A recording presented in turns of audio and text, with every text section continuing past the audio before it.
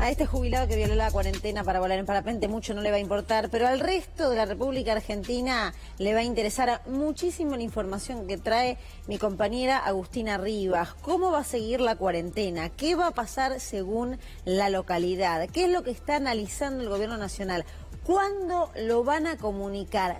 Todos los detalles con Agustina. Bienvenida. Gracias, Lu. Bueno, a ver, lo mostrábamos hace un ratito en nuestro móvil. Hay una reunión en la Casa Rosada, allí, bueno, protagonizada, ¿no?, por el jefe de gabinete Santiago Cafiero, con presencia de varios ministros también. Es la antesala de esta reunión. Recordemos que el presidente siempre toma la última decisión luego de reunirse con su comité de expertos. Y también, bueno, se analiza si va a haber nuevamente o no una teleconferencia con los gobernadores.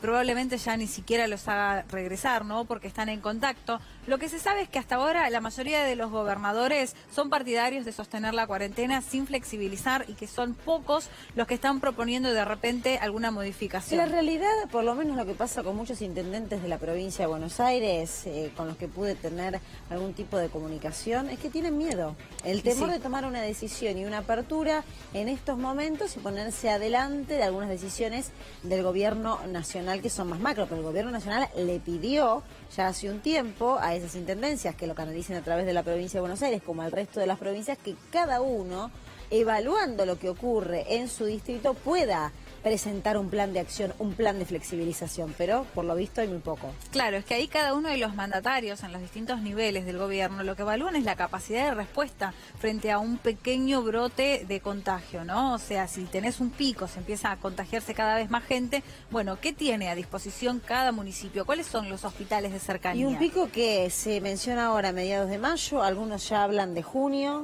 Hoy ya hay versiones que indican que, bueno, como está teniendo éxito esto de atrasar, ¿no?, de aplanar la curva, bueno, el pico de contagio se ha ido moviendo de lugar en lugar. Pero, claro, lo que analiza el presidente, entre otras cosas, es eso, ¿no? Por un lado, que se logró ir prorrogando el pico de la pandemia, ¿no?, como decíamos, el contagio, pero también que la tasa de muertes sigue siendo baja. Lamentablemente son para nosotros muchísimas, tener que decir que hay más de 100 muertos en Argentina, pero la realidad es que comparado con otros países sigue siendo bajo.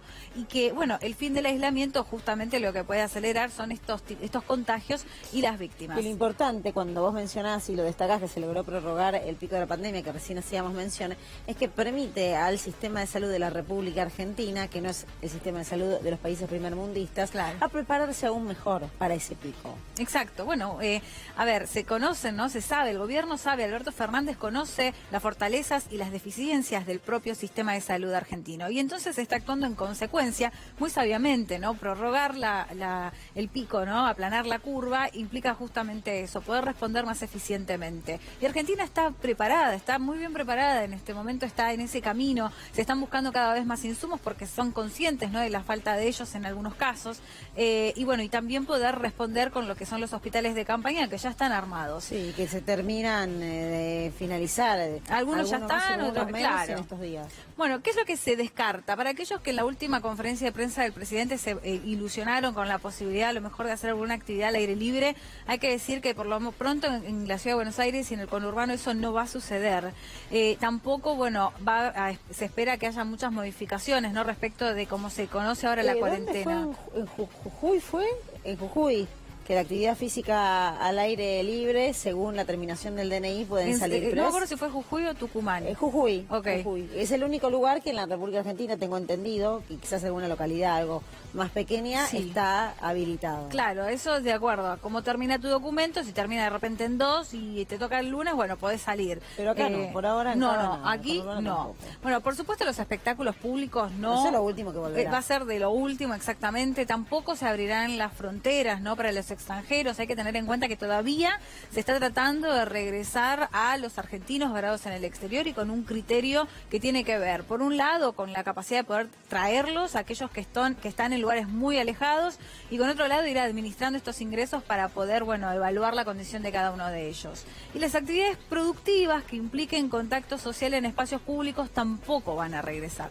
Así que esto es lo que ya se sabe que no va a suceder en esta nueva fase de cuarentena. Podríamos agregar los colegios. Los colegios tampoco. Tampoco. No, de hecho se está hablando, fútbol, ¿no?, hacia agosto, Bueno, el fútbol, el Matías Lamens indicó que podría analizarse, no dio ninguna fecha certera hasta el momento, pero podría en un comienzo llegar a suceder sin público desde ya. Pero todavía no hay una fecha para que regrese. Sí, por eso, en esta primera flexibilización o segunda tanda de flexibilización de actividades no va a entrar. Sería una sorpresa escucharlo. Y con respecto a las escuelas, hasta agosto, es decir, después de las vacaciones de invierno, tampoco. Escuelas y universidades. Y lo que están analizando en el caso de los colegios es tratar de o eliminar los recreos o buscar distintos horarios para que eso suceda, porque es el momento donde hay definitivamente contacto entre los chicos. Bueno, esto pasa en el análisis sobre el interior, ¿no? Porque se habla de rotación de horarios para abrir algunos comercios, ¿no? Están analizando a ver si es viable, en qué sectores, qué comercios y cuál es el horario de atención. Y eso es viable que después del anuncio, probablemente del día viernes, en algunos lugares que se evaluarán ese tipo de actividades y de comercios por rotación se pueden llegar a implementar. Exactamente.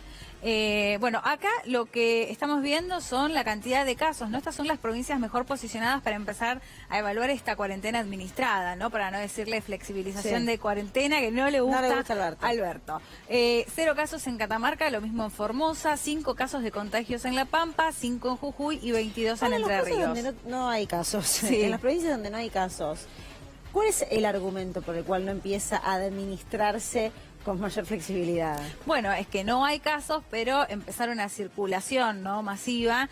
Podría suceder que haya algún caso asintomático.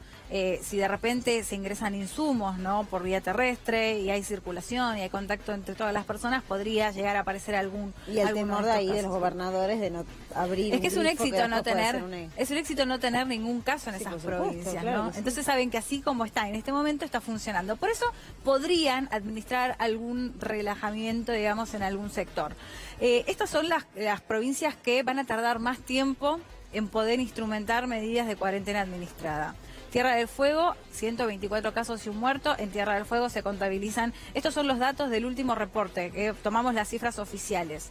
Hay 12 casos que corresponden a las Islas Malvinas, pero está entre el top 5. También hay 975 casos y 60 muertos en la provincia de Buenos Aires, 260 casos en Córdoba, 102 en Neuquén, 761 casos en la ciudad de Buenos Aires y 33 muertos. Bueno, esto constituye entonces el ranking de las provincias. Y por eso Ciudad de Buenos Aires y la provincia de Buenos Aires, ni cerca está la idea de una apertura mayor a otras provincias. Habrá que tener un poco más de paciencia. Bien, impacto económico esto surge de un informe que publica ABCEP que tiene que ver con un análisis que se ha hecho de distintas variables, por ejemplo, cómo ha ido avanzando el virus, la estructura económica y política de ciertos lugares, no la estructura sectorial concretamente, el riesgo que tienen los ingresos de los habitantes y además la situación fiscal de las provincias. En función de eso, se hace un análisis, ¿no?, de la economía o cómo se ha afectado la economía hasta ahora, ¿no? Esto es hasta el 15 de abril el análisis.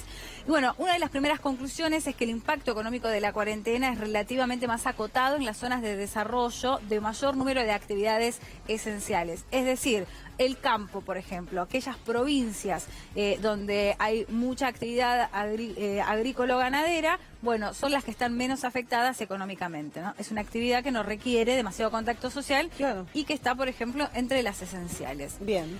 ¿Qué actividades sugieren, ¿no?, a través de este informe y del análisis que podrían establecerse gradualmente, ¿no?, sectores de poca intensidad de empleo que no impliquen gran afluencia de gente, con empleo formal relativamente alto y desarrollado en regiones aisladas? Lo mismo, lo que se hablaba en la última conferencia de prensa que dio el presidente, aquellos lugares que están aislados, que no tienen casos, que no tienen una dinámica muy movida, ¿no?, que respetan de repente, bueno, horarios con corte al mediodía, comerciales y demás. Bueno, son aquellos donde puede haber menos interacción de gente y podrían ser de los primeros en reactivar algunos sectores. Que debieran ser de los primeros, además. Claro. Allí es donde debieran porque el riesgo es mucho más bajo. Por supuesto. Bueno, a ver, ¿qué pasa acá, no? Con los grandes centros urbanos, excepto la ciudad de Buenos Aires, bueno, son los más afectados por la cuarentena. La ciudad de Buenos Aires se descarta, en definitiva, en el sector, digamos, privado más que nada, porque, bueno, el público, el Estado sostiene, ¿no?, los ingresos